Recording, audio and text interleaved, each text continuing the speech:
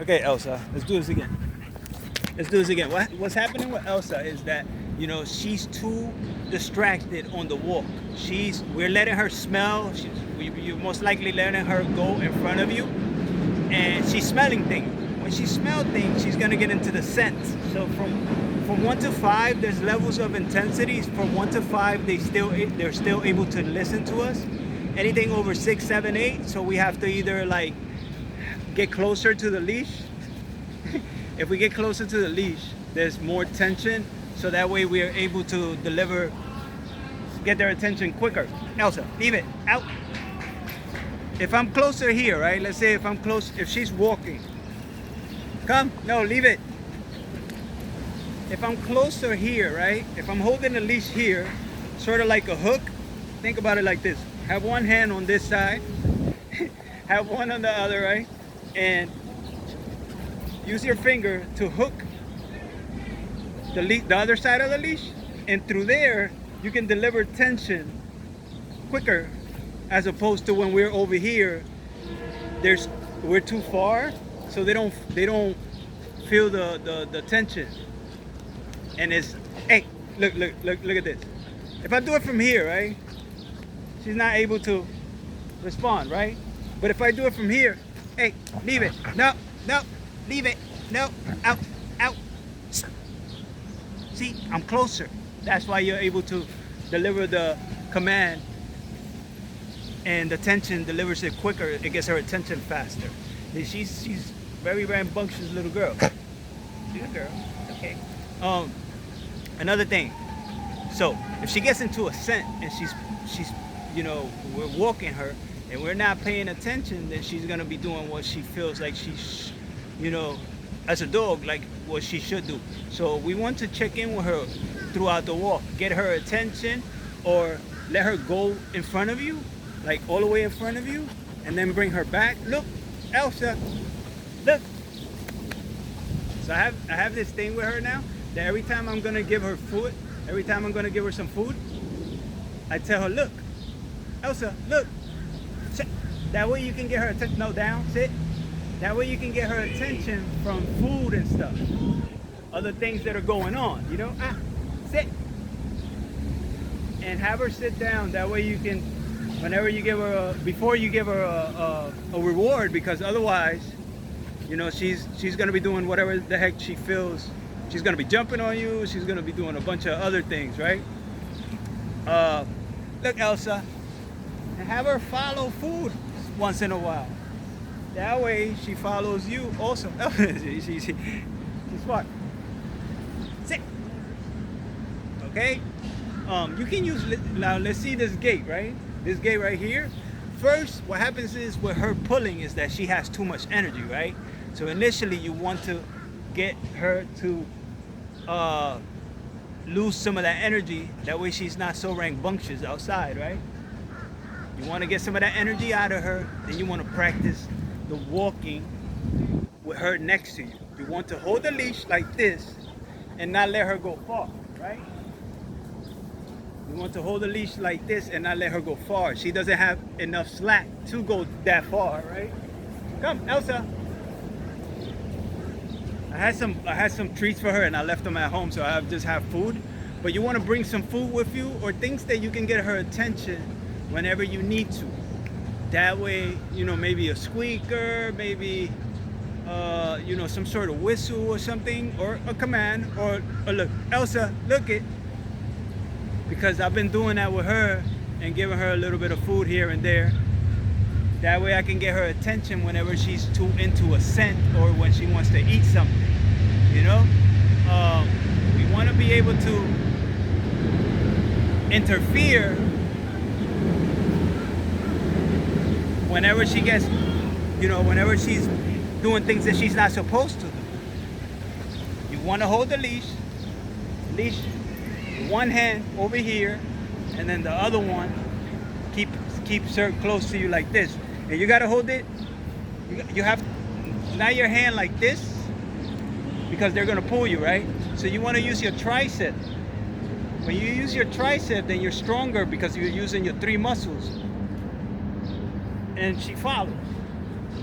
Elsa, here. You know?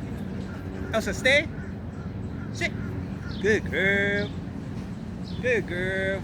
Now, what I was saying about using the gate, or you can use a wall, is the point is, again, exercise her first. That way she's calmer and it's easy. She's not pulling as much. Right now, I did not run her. So, you know, she wants to play and she wants to get rid of some of that energy.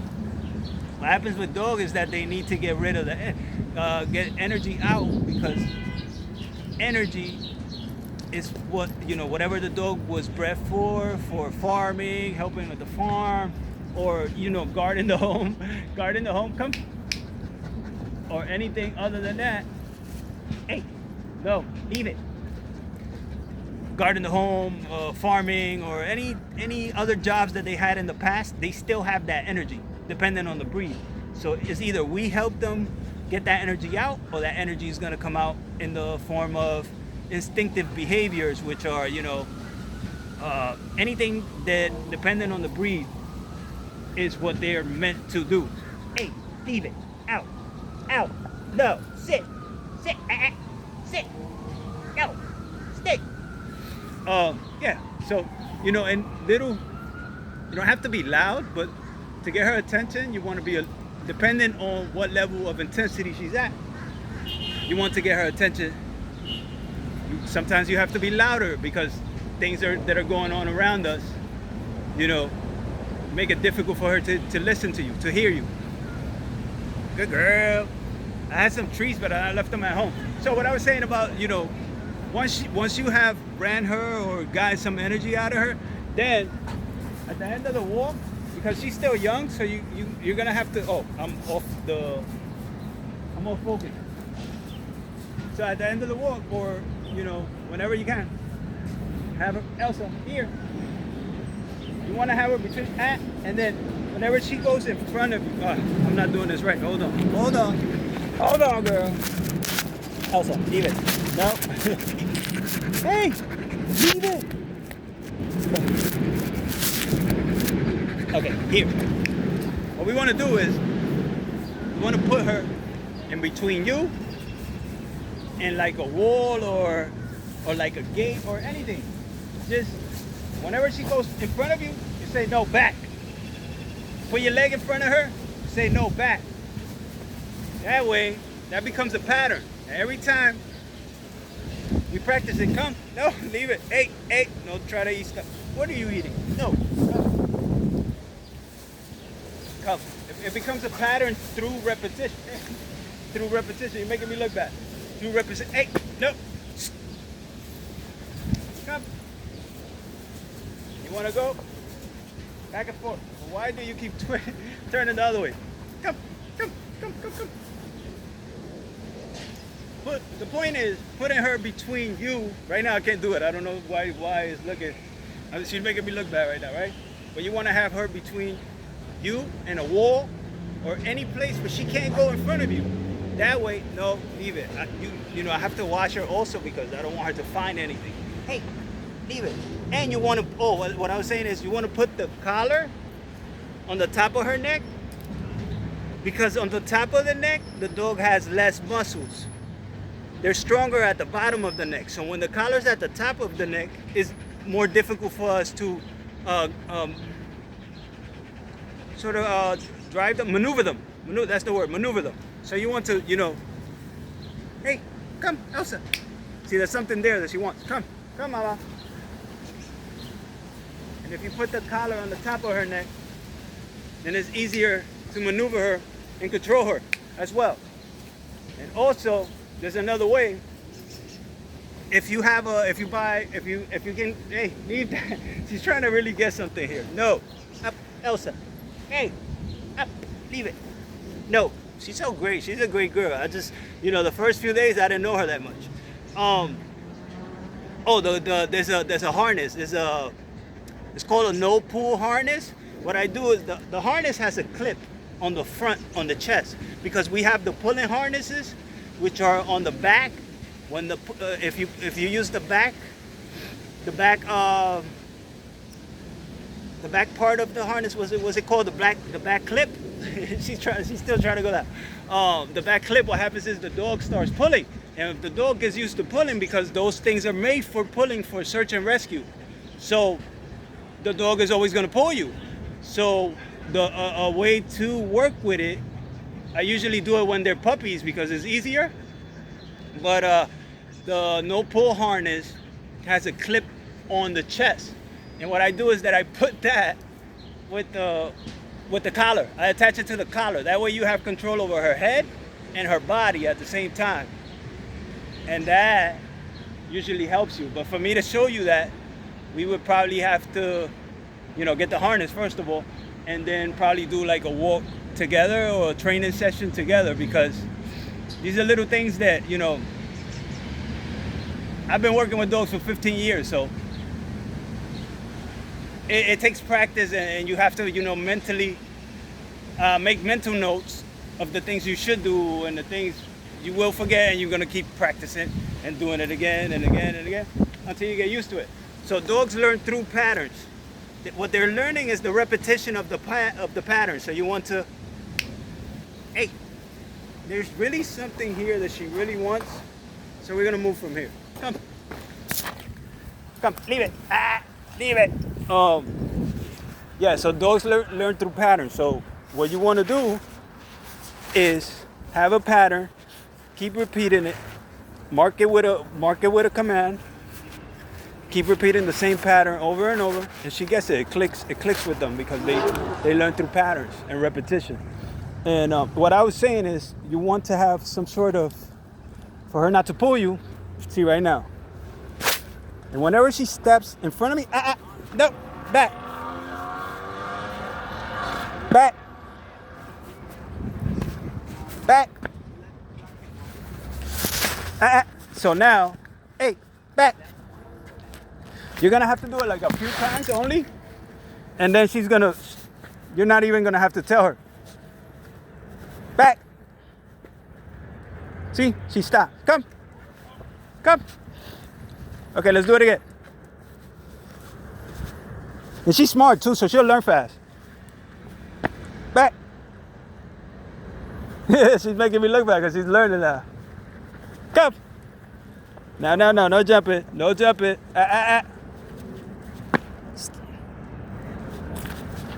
Good girl. Good girl. Sit. No. There you go. So you can use a wall, you can use a gate, you can use, anything. Pretty much come up with your own ways of training dogs. Leave it. Let's go. Come on. Let's go. You got more over here. You can come up with your own ways to train dogs. You don't really have to follow any sort of, trainer. You can make up your own things as long as you have a command. Have a command, and you're ready to deliver the command when you want to have, when you want them to what's it called? Oh, wait. I got stuck. Okay. What is whatever behavior, you want to have a command ready. That way you can mark the behavior. So if I want her, let's say, to pee, right? Every time she pees, I say, yes, pee. Yes, pee. Every time. And that becomes a pattern. And through repetition, she starts realizing, oh, every time I pee, he says, yes, pee. So they start to learn the word itself. Come. They don't actually learn the word. They learn the sound of the word. Come on, mama. Let's go. Come. Let's go. We're going this way. And through repetition. So if let's say if we want her to not go too far in front of you, then you want to work on her, with something in between. That way she can't go too far ahead. But what happens is, look, what we've been doing is that, look, I'm letting her walk in front of Elsa. Look it. Elsa, look it. See, look at means she's going to get a reward. So she starts to realize anything else that's going on around us is not as important as the reward. Now, you don't need to reward her every time. The thing is getting her to learn. Elsa, look it. You see that? Good girl. Getting her to learn that look it means she's going to get a reward, right? And in the future, you know, at first you use treats, then you start using paddings. I mean, you can use treats and padding, then you can switch it to padding only. You know, it just becomes a pattern, and through the repetition is what they learn. Come, girl. Elsa, let's go. Lick it. Elsa. It's something smelling really good. Elsa. You see, she got really into that scent. That way she couldn't hear. That's why she couldn't hear me. Because she got too into that scent. From, like I said, from 1 to 5, they're still able to hear you. When they're too into a scent, that's 6, 7, 8, 9, 10. That's too much. That's too far, and they can't hear us anymore. They revert to instinct. And depending on how much energy the dog has, then it's going to be more difficult to get them to snap out of it. So you want to check in with them once in a while. That way you get their attention. Elsa, look it. Yes, good girl. You see? So through that repetition, eventually, all you're gonna have to say is "look it," and she'll look. She will not pay attention to anything else. Elsa, look it. Yes, good girl. So through repetition is what they learn. The patterns. The patterns is what they learn. So if I want her to, let's say, jump over the gate, then I want to show her, pull her up.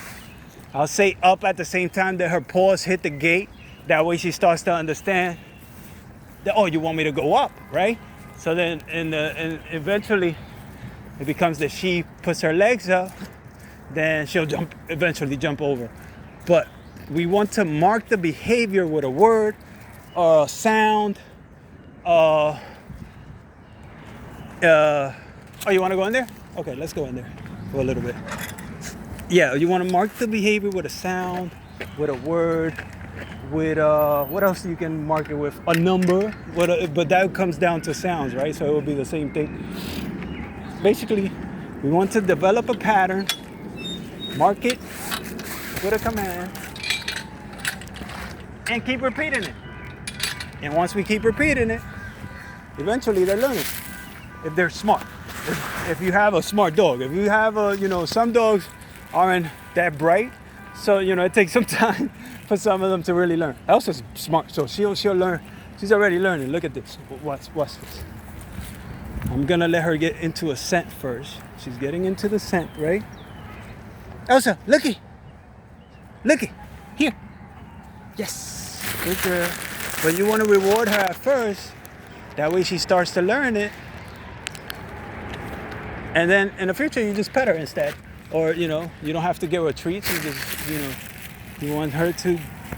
the point is getting her attention away from any scent or any trouble that she might want to get into. Like she might get into. Yeah, and even in here, you see this little gate right here. So for the pulling, you want to run her if you can, or do it towards the end of the walk. And once she's has less energy, she'll listen more. Do the cha-cha. Yeah. Elsa, go this way. Okay. Get right here. Let's try right here. Look, Elsa, here. No. Elsa. Oh, she's tangled. You tangled. Look, mama. Wait, let's untangle you right here. Okay, look. Elsa, look.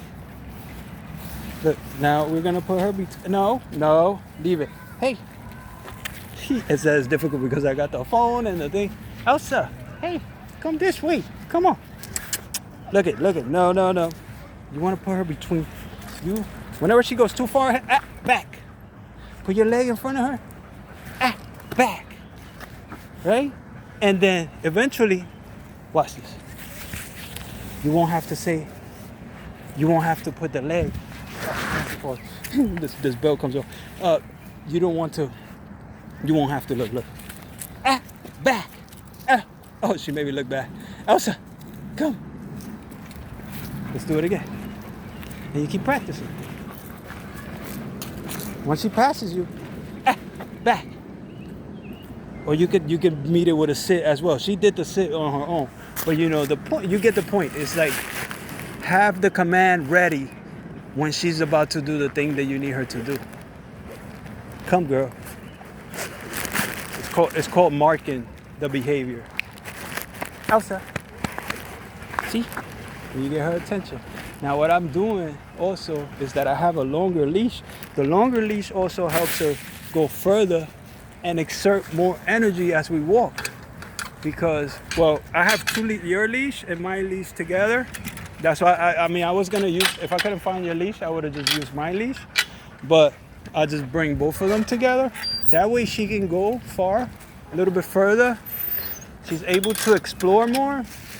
And I'm also able to walk away from her and be able to get her attention whenever she's too into a scent or any other thing that she might be into that she's not supposed to be in. Elsa, here. Elsa, here. Yes, good girl. Sit. You can meet her with a sit. You get the point. You can meet her. If she jumps, do not give her a treat. Wait for her to calm down, because what happens is, no, back. What happens is they'll start doing, right now she's forcing me to give her the treat, you know? So you want to, have her wait and pretty much have her follow your lead instead of us following her lead, because she's forcing us to give her a treat, and that's not how it should go, right? So you want her to listen, to be the other way around. We have to lead her. Even little things like this, like I can go behind a tree. Point is to have her follow you. Hey, Elsa, here. I ran out of food, so I don't have any. I have brought some bones that I was supposed to have brought some bones, but I left them at home. Some treat bones, and that would have helped even more. But she's calmer towards the end of the walk, so I would suggest that you practice the no pulling towards the end of the walk. At first, you'll do it towards the end of the walk. The point is getting her to understand it, and then in the future you won't have to do it in the end of the walk. You just have to do it. You will do it anytime that she's engaging in the behavior. Sorry, it's been a little while since I'm just so. Been working with dogs for so long that it's like, sometimes I forget the things that I know or the terms, and I have to go back in my memory bank and we got a boy over there, a doggy over there, pretty dog too, but I can't just trust any dog, especially in the Bronx. It's a nice looking puppy though. And so you want the behavior. Once you get the behavior, mark it with a command, the sound, and through the repetition, she'll learn. Elsa, look it. Yes! Good girl, sit. Sit, mama. We ran out of stuff, so. Oh, I actually don't have any more. Oh, crap. Yeah, we ran out, mama. Oh, I'm so sorry. Yeah, we ran out of food, so I had some treats and I don't know what the heck I did with them, man. Jesus. Okay, let me let go of this video so I can look for this stuff.